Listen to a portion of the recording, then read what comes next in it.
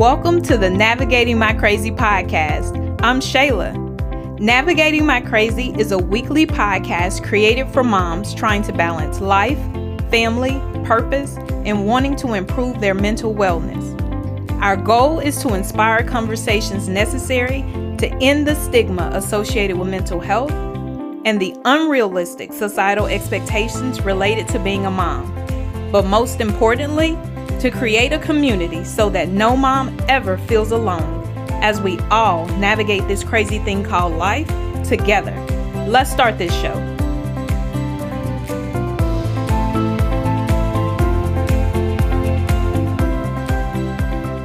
All right, so welcome to another episode of the Navigating My Crazy podcast. This episode is called Finding Your Purpose After Postpartum. So imagine experiencing a very tough first pregnancy, having morning sickness that extends well past the morning, between 7 to 14 times a day for 8 of the 9 months that you're pregnant, gaining 50 pounds and then also losing a front tooth. Well, that was the experience of my mom guest, Leedia. Thank you for joining us today. Thank you for having me. So after becoming a mom and experiencing her own dental issues, Dr. Lydia shifted her practice to focusing on the prevention of the number one chronic disease plaguing our children. And it all starts with maternal dental health and awareness. She has been able to find light through severe postpartum depression after having her very first princess, Julia. She used the pain to fuel her purpose in life, which is eradicating dental decay in children through awareness, focusing on prenatal dental health and infant oral care.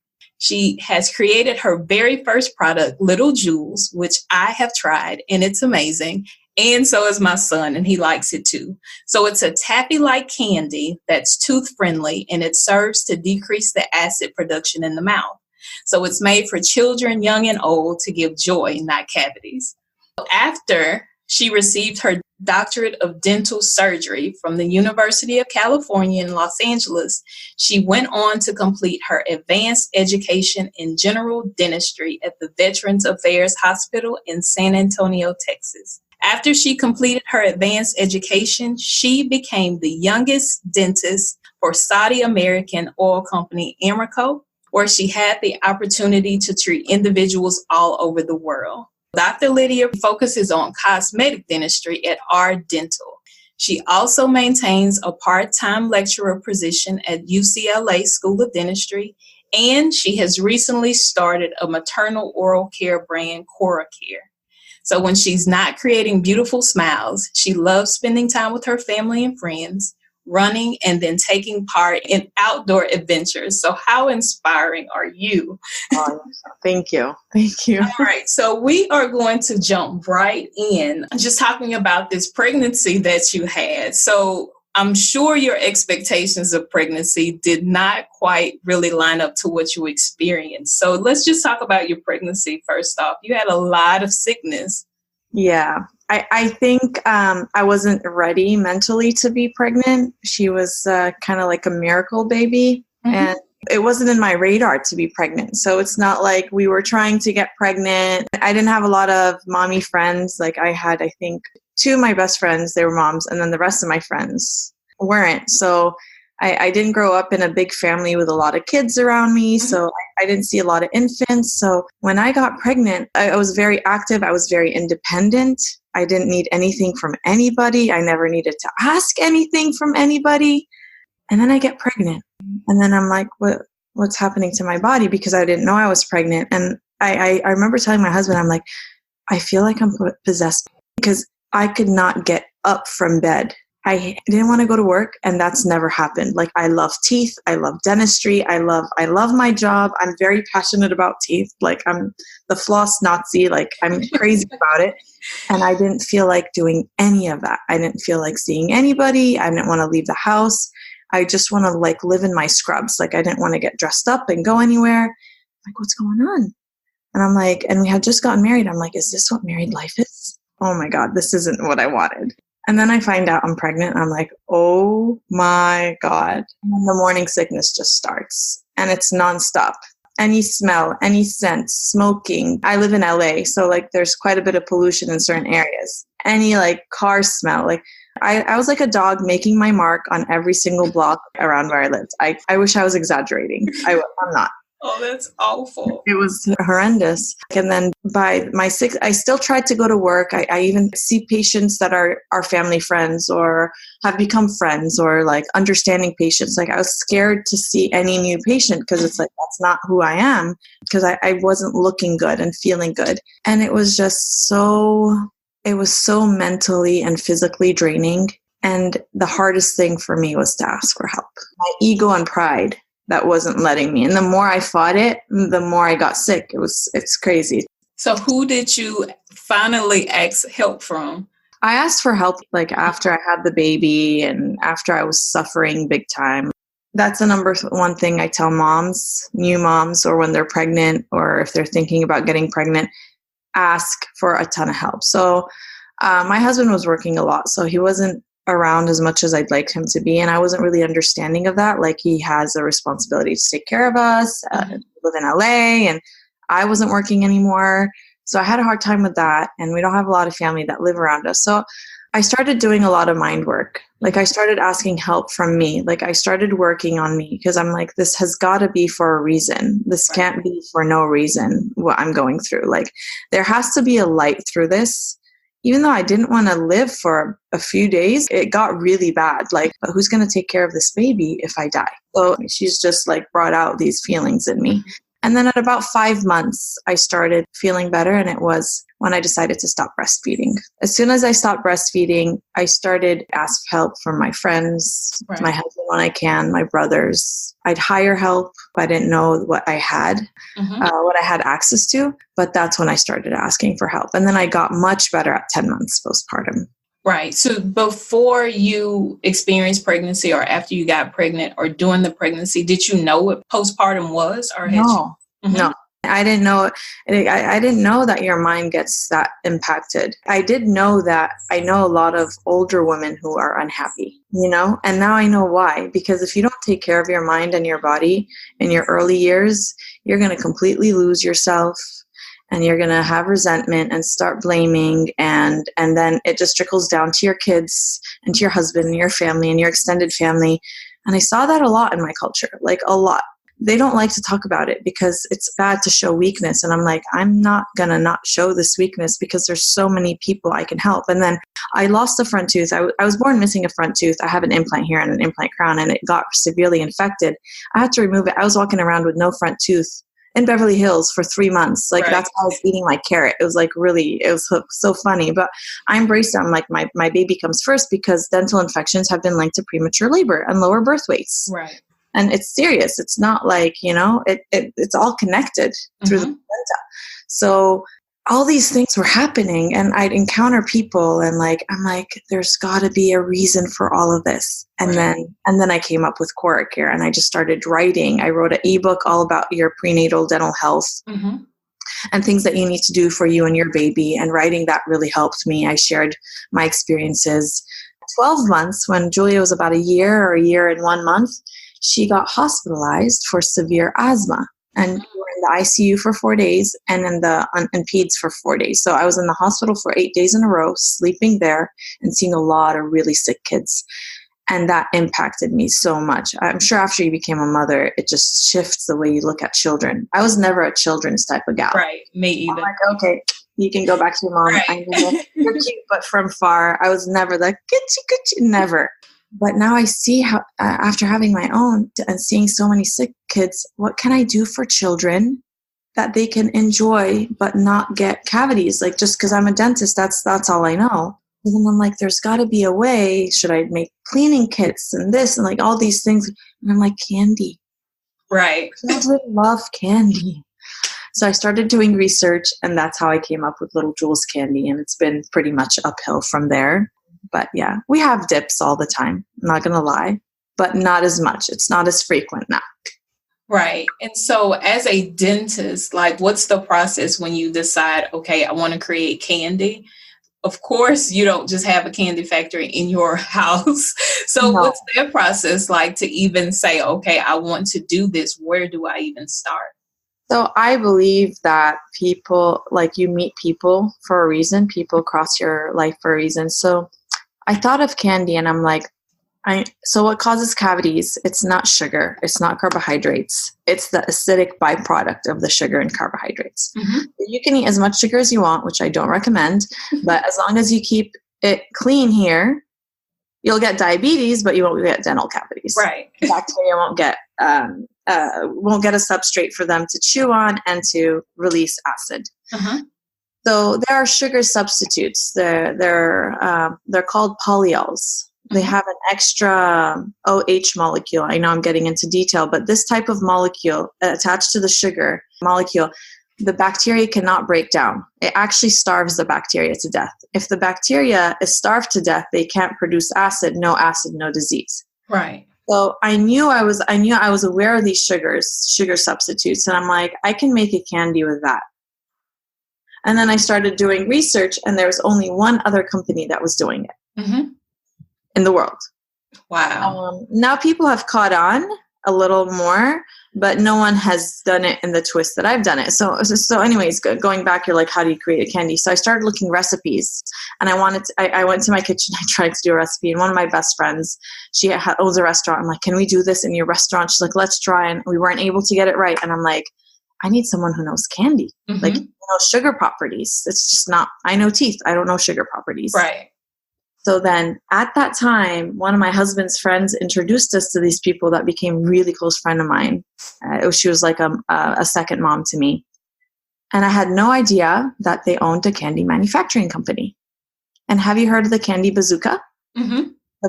So they manufacture for Bazooka worldwide. Wow. So they have companies here in Dallas and overseas in China. So that's where they manufacture. And I'm like, I sat next to him. His name is Bill. I was like, listen, I want to make this. Can you help me? Like, he's like, that's a brilliant idea. Let's talk to our candy researcher. And then the rest is history. So we worked for 2 years on that. I didn't want it to have any palm oil. So it's with coconut oil. I wanted it to be vegan, no gelatin. So that took us a while for us to get a stable shelf life of something that's vegan. Right. But we did it. And I went and I visited the factory myself right when I found out I was pregnant with my second girl. So that's when production was finishing up. Like we produced 10,000 bags, and here we are. Wow, that's amazing. So I know initially you talked about not wanting to ask people for help and learning through that process. And then because you learned to ask for help, it seems like you were able to get your company rolling. So do you see kind of the correlation where when we talk about things happening for a reason, how that kind of transpired? 100%. Yeah, 100%. And so I just went through another pregnancy. I just had my baby 7 weeks ago, actually.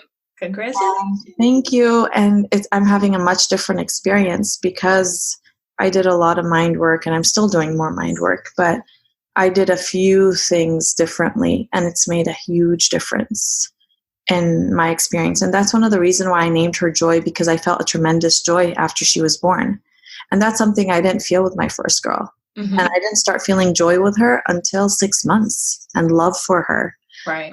I didn't love her right away. Like it was like alien. Like she's just sucking on my boob and disrupting, the life that you. Right. Exactly. My independence, my identity, and my identity is still tested right now. It's like it's taking a lot to even be on the podcast with you right now. It's like I got up and I got ready, and I'm starting to get into some sort of routine now. And it's just now that was foreign for a good 3 months because my last month was difficult, but it's good to start bouncing back. Right. So what was because I know you talked about how the second pregnancy was different than the first. So were there things that you did in preparation before getting pregnant? We weren't planning on getting pregnant this year. I would have wanted to be pregnant by this December. So we got pregnant a year early, which is, I'm very happy that happened the way that it happened. But what did I do different? I slowed down. I slowed down because I was like, boom, boom, boom, boom, boom, boom. Like I was one of the youngest kids at UCLA to graduate dental school. And then I was the youngest kid at my residency and the youngest kid at the hospital that hired me overseas, which was a huge deal.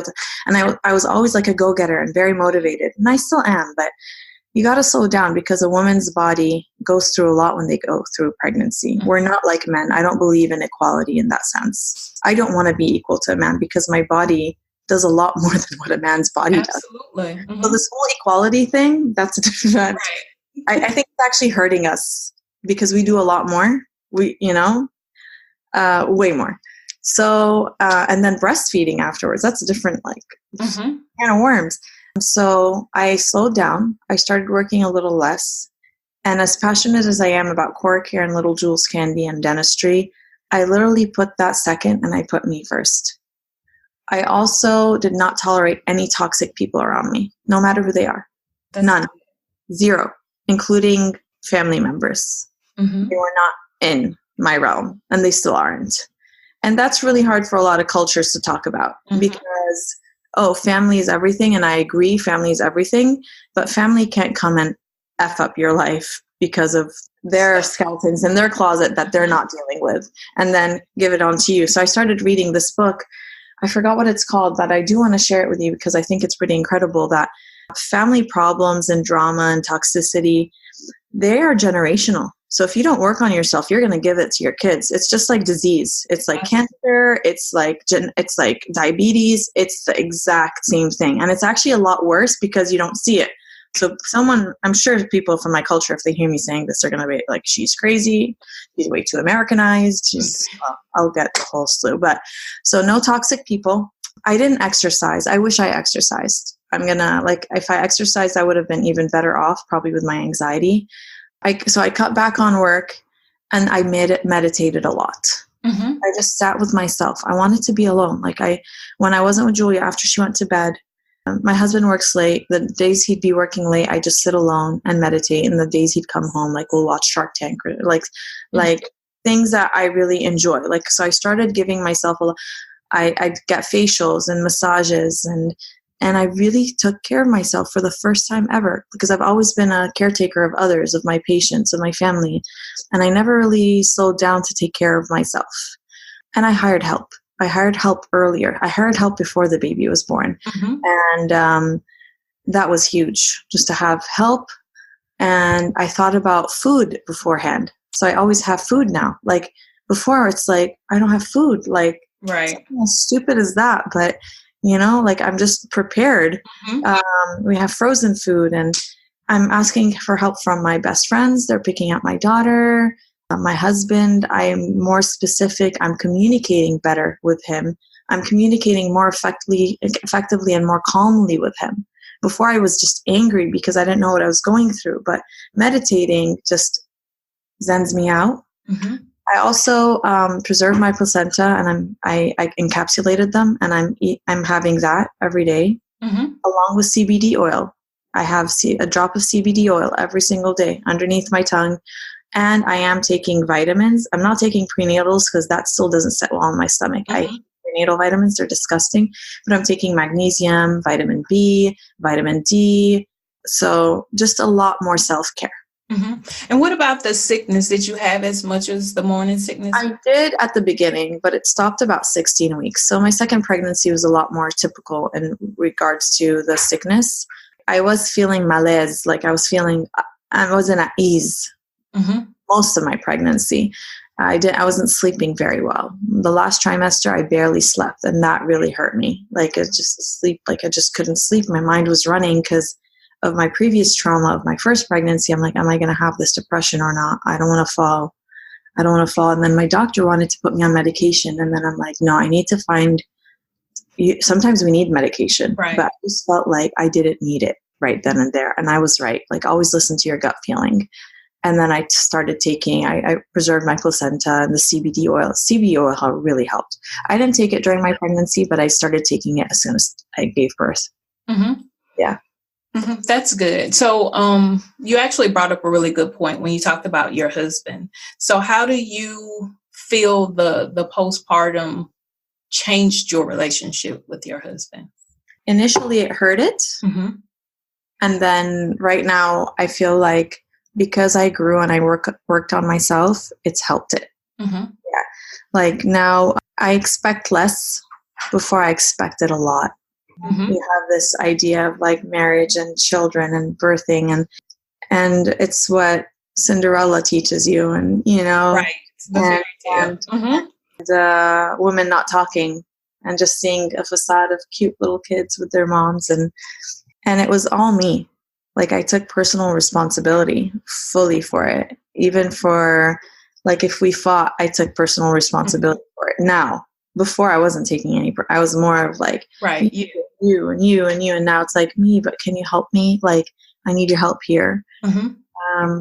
So that was a huge thing. Yeah. Focusing on me. And once I focused on me, it helped our relationship.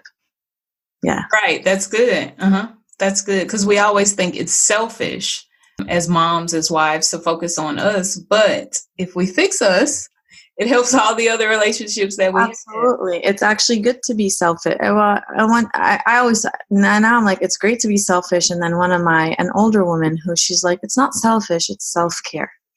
Right. When you're caring for yourself, then everything else will flow. Mm-hmm. If you're not taking care of yourself, you're actually hurting your husband and your family and your kids a lot more, significantly more. And I come from a family where my mom, bless her heart, she worked herself to the ground. You know, she was in survival mode all her life. And she was a disciplinarian, so it was very strict with her. So there was never that compassion, that love, that, you know, she never had a moment to herself to like feel these feelings, to give it to her. Obviously, she loves us to death. Right. And I just saw her, like, it was just like, I'm like, there's got to be a different way. There's got to be a different way. But I didn't notice the different way until I had my own kids, because before I was running my marathons and exercising and nothing fazed me at all. You know, I went through the most gruesome dental training at UCLA. We'd have 15 finals in a week. I was top of my class at UC Davis, graduated with high honors, full scholarship throughout college. So I mean, I'm a go-getter. I'm an achiever. But nothing of what I did there is compared to motherhood. Right. Wow. Nothing. None of that. None of that. So when I say I did this and this and that, I'm like, me too. But nothing is compared to motherhood. Right. That's why I'm not equal. Right. So we talked a little bit before about the transition of being a mom of one to a mom of two. How is that? I know you talked just a bit about Julia's acceptance of the new baby. So, or what steps did you make to prepare her for becoming a big sister? Well, we read a lot of sister books, and so she started acting up in my third trimester when I started really showing. And thank God she goes to school. So a lot of her classmates are big sisters or big brothers. So that started instilling the seed. And one of her best friends became a big sister last year. And we went through all that with them. And then but it's different when you're going through it yourself. She's like the apple of our eye. Like, I'm obsessed with her. She's a lot of fun. She's a quirky little kid, you know, everybody, I'm sure, feels that way about their kid. So, and I'd have a lot of fun with her, and I'd start telling her, you know, like, you're going to have a baby sister, you're going to be a big sister. And I talked to her, but it didn't really hit her until she saw her. So I decided that when I went into labor, I didn't want her to come and visit us in the hospital until we're ready to leave. Because if she came and left me with a new baby, she's going to hate her sister. And I think that was the best decision I made. It was a lady at my nail salon told me to do that. And I forgot her name, bless her heart. But that was the best thing that we did, because she felt part of it. Like, she came and took the baby home from the hospital. Okay. Yeah, that's good. Yeah, that's a really good piece of advice that was given to me that I want to share, because it was fantastic. But after we came home, there was a huge disruption. Like, it was just, I had to be with the baby. I'm breastfeeding the baby. I'm taking care of the baby. So her dad had to step up to the plate. Like, he stepped up about 15% because he works so hard. He's amazing at what he does, but he works so hard. He's not around.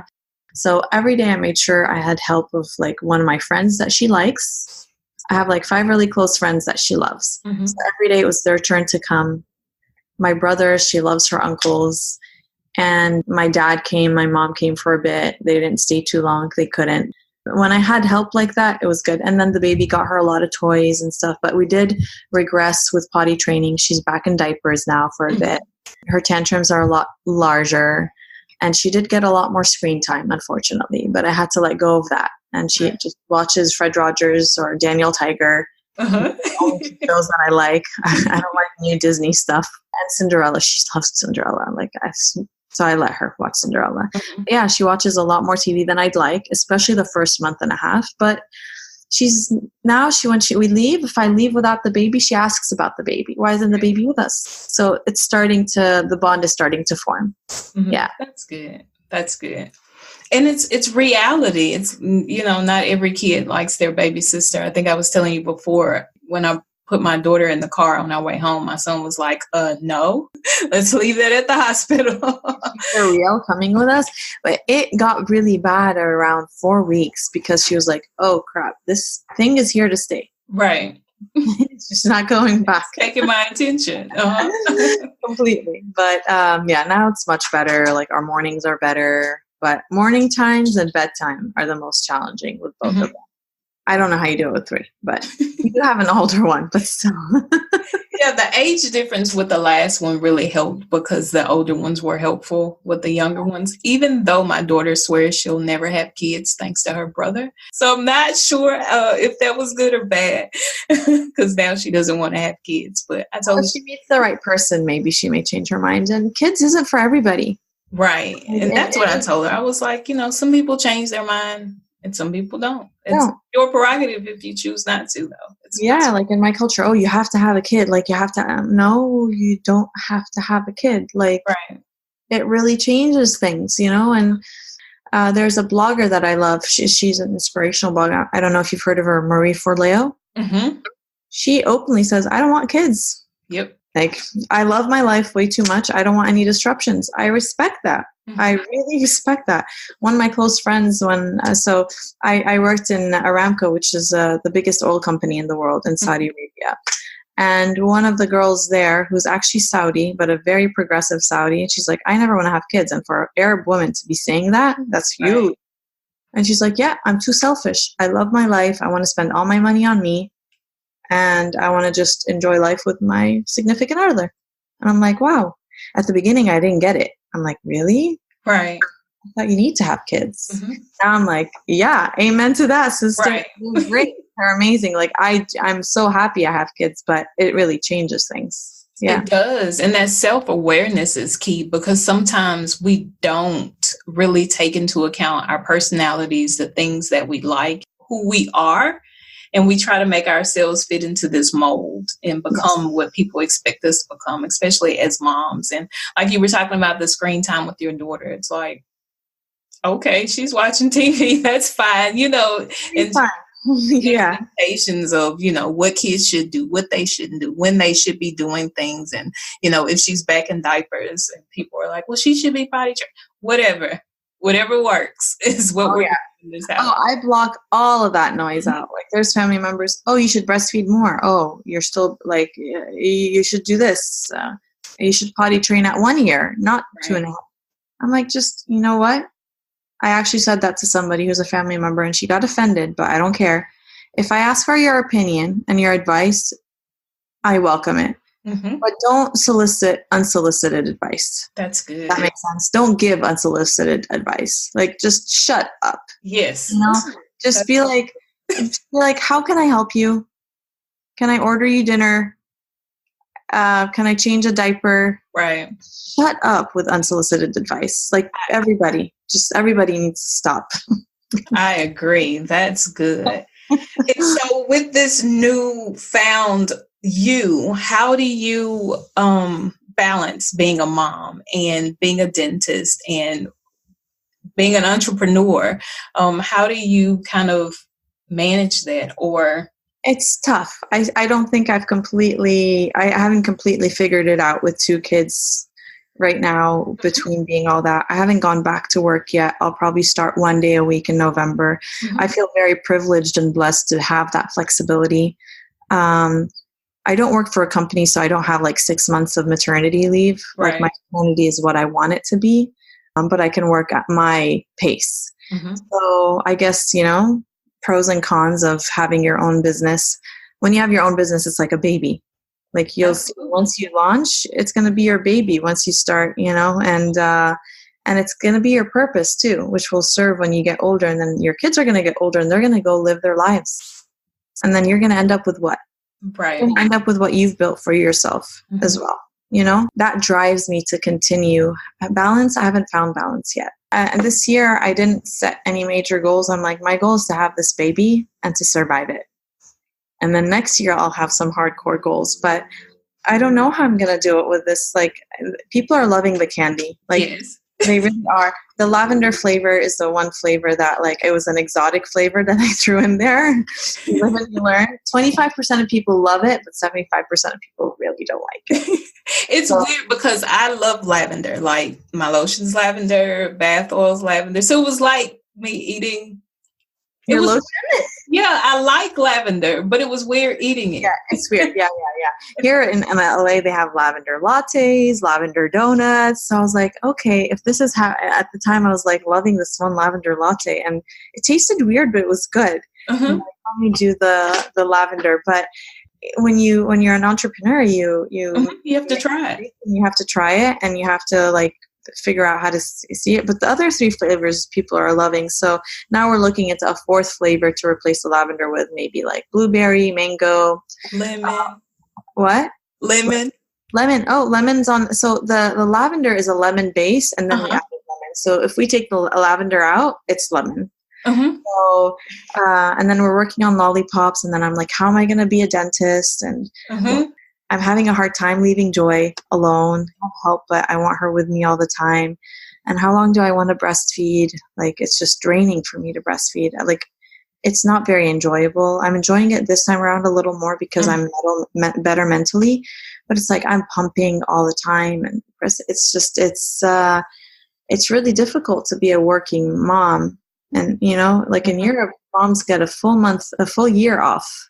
So it's a lot easier if you're just staying in your house for a year, but we live in a much different society, and we have different ambitions and aspirations. So, and then I want to start working out and get back into shape. And that's also, like I did a small workout the other day, and I felt like my milk drop. It's just so many things. I don't, I'm still working on that. Hopefully in a month, I'll have a better answer for you. Mm-hmm. Right before school started, I had taken him, of course, to the doctor, to the dentist, those kind of things. And his doctor actually, was telling us that even though, he's a little skinny kid, that he was generally unhealthy. His blood sugar was high. His cholesterol was high because we eat a lot of chicken tenders, and he likes candy. So it was like, she was like, well, you need to reduce his sugar. And of course, the dentist was like, you need to brush your teeth better. So it was exciting to bring the candy in, especially after that. But we're working on it. Candy actually decreases the amount of acid in his mouth being produced. So it actually increases the pH in his mouth, which research has shown. They've done research on disabled children that couldn't brush their teeth properly, that had manual dexterity issues. And pregnant women that have an increase in acidity because of all the vomiting and all of the morning sickness. And these sugar substitutes actually decrease the acidity in the mouth. So you're changing the entire pH in the mouth if you eat it for 6 months consistently, a few pieces a day. Okay, that's good to know. Everyone, do you hear that, Candy? And sugar is cancer. Sugar and stress is cancer and disease and diabetes, and we shouldn't be feeding our kids sugar. Like, I'm guilty of it. Like, every once in a while she'll have ice cream. She has ice cream way too much, like depending on the week, but we try to lead a pretty healthy lifestyle. But when there's substitutes like this, indulging in a few pieces a day is not going to hurt them. At the end of the day, it's a candy. Like, there's one person that criticized that it was too sweet. I'm like, it's a candy. Like, I don't know why you'd criticize a candy that's too sweet. If you want to, ideally, your kids should be having kale salads all the time. But do they have kale salads all the time? So, and it was a mom, and I was like, what are you saying? Like, let's keep things in perspective. Like, Yeah, you can't indulge in the whole bag. You will get diarrhea. Like, it wouldn't be good for you, but you shouldn't be eating a whole bag of anything. Like, so it's just a lot about perspective and what we're replacing with. The lesser of two evils. This isn't evil at all, and it's I wouldn't eat more than like 5 pieces a day, 6 pieces, but it's a much better substitute than sugar. The sugar comes right, and it's yummy. Good. It tastes like Laffy Taffies. We worked really hard to get the taste just right because it was tasting weird. And we actually went to a candy show in Chicago, and I had candy tasters, like professional candy tasters. They're like, they told us about your product. Can we taste it? And they'll taste it. They're like, this is a great tasting product. There's no aftertaste. So these sugar substitutes don't have an aftertaste, which is amazing. So yeah, I love my candy. Yes, the chocolate one tastes like Tootsie Rolls, and the other one tastes like Laffy Taffies. Yeah, and the lavender tastes like lavender. Okay, so let's talk about the website. I know you talked about the ebook, and you have a lot of wonderful information on your website. So tell everyone about your website and what they can find there. So on my website, my focus is a tripod my mission is like a tripod. I focus on prenatal dental health. And the reason I focus on prenatal dental health is because over 60% of pregnant women go through dental issues during their pregnancies or soon after, and a lot of them are irreversible. So I don't know if you've ever had a cavity or a root canal or an extraction. It's not fun. And I'm a dentist, and I don't like to do that kind of stuff. I prefer to work on the cosmetics, the Invisalign, the checkups. But when a pregnant woman comes and she has 8 cavities after her pregnancy, and she had none before, that tells you something. Well, there's a lot of awareness, and it's very intelligent women that I'm seeing. It's not like, our office is in Beverly Hills, and we're seeing very smart women come in with cavities after pregnancies, and it's all preventable, and it's all because of the acid. So that's why I wanted to also create a candy that pregnant women can have, because with my first pregnancy, I just wanted sweet, sweet, sweet. Right. It's not only bad for your body, it's bad for your mind, it's bad for your teeth, and it's bad for your baby. Gestational diabetes can really hurt your baby. So prenatal dental health and then infant dental health, a lot of people don't realize that they need to start cleaning their baby's mouth very early on during the 4th trimester, as they say, the first 3 months of life. I'm going to start probably next week because she'll be 2 months old next week. Every day wiping her gums and her tongue and her cheeks to avoid infections like thrush that are fungal from the milk, to decrease the acidity in her mouth. Even though she doesn't have any teeth, it's good to just keep the acidity and bacterial level in check, and to also get her used to cleaning your mouth. Right. So when in a few months, when her first tooth comes out and we start brushing that first tooth, she'll love it. Right. Julia loves to brush her teeth. I started her at 3 months. I was cleaning her mouth every day from 3 months. And at about 9 months, I introduced the toothbrush, and she accepted it, and then she fought it, but it was no negotiation with that. She needed to clean her mouth. We'll negotiate what she wears to school, but we won't negotiate cleaning your mouth. So infant dental health, and then my candy line, Little Jules, that I named after Julia. So you'll find an ebook that goes over all the prenatal dental health that you need as a pregnant woman, what you can do before, what you should do before, the checkups. And a lot of women think that it's dangerous to go to your dentist during your pregnancy. So actually recommended. You'll find a ton of interviews with my gynecologist, with a very famous periodontist, which is a gum specialist, a pediatric dentist, a pediatrician of 45 years.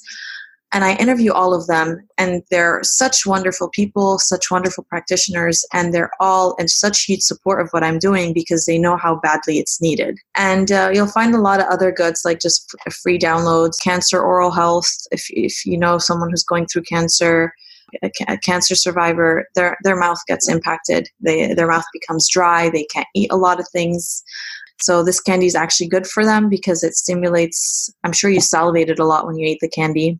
it stimulates saliva, and the sugar substitutes won't cause cavities. So it's so much stuff on the website that you can, lots of beneficial information. So you got miracle candy. This is congratulations. I'm very proud of it. It wasn't easy to do. We'll be replacing the lavender, I promise, but the rest of them keep just a bit produced for Julia. We'll have plenty from the bags that I have, and my patients buy them. They love them, and then like 70% of them, they're like, "You can have your lavender bag." Yeah, it was the last remaining, but we ate them. See, like it's like when you need something, just like a kicker or whatever. Like, yeah, I think I ate on Amazon and my website right now, and we're in a local pharmacy as well. We did a test run in one store. Now they want us in 3 more stores. And now I'm going to start approaching bigger stores, but that's part of the balance that hopefully I'll start acquiring in the near future. Right. So where can anyone buy the candy if they wanted to taste it or get some? Amazon or my website. So they're both fulfilled by Amazon, my website, and on Amazon, obviously, but that's where you can find the candy. Just look up Little Jules candy or sugar-free candy, and it should pop up. Perfect. And I will also post all of the links on my website and on my Instagram and Facebook pages. So thank you so much for sharing this information. You were wonderful. Thank you. Thank you for having me. You're wonderful, and what you're doing is very important, and what you're doing is very valuable for the next generation, because it's our responsibility, honestly. And so it's crucial that women like you exist. So thank you for what you're doing. Thank you. Thank you so much. And thank you for the candies. And we will continue to buy, because I did see that you were updating where you would sell bags with the same flavors. Yes. It's not going to come within the next 6 months, but that is definitely going to come hopefully after. And then we're definitely going to be making cherry bags and apples and chocolate. Yes. All right. Well, congratulations. Much success to everything that you're doing. Congratulations on the baby. And you look amazing. I don't care what you say. Oh, you're And I just, something came to me right now for all your followers and anybody who's listening to this and the whatever post, send a code for your followers, a discount code that they can. Yes, we love discounts. Yes, we all do. All right. Well, thank you. You enjoy the rest of your day. You too. Take care. Thank you for listening to the Navigating My Crazy podcast. Don't forget to send all of your questions to questionswithans@navigatingmycrazy.com, or you can complete the form on our website at navigatingmycrazy.com/contact. Also, join the community and chime in on the conversations by liking and following Navigating My Crazy on Instagram, Facebook, and Twitter. Subscribe and rate us 5 stars on iTunes or your favorite podcasting platform. Moms, have a great week and get ready for our next Talk It Out Tuesday.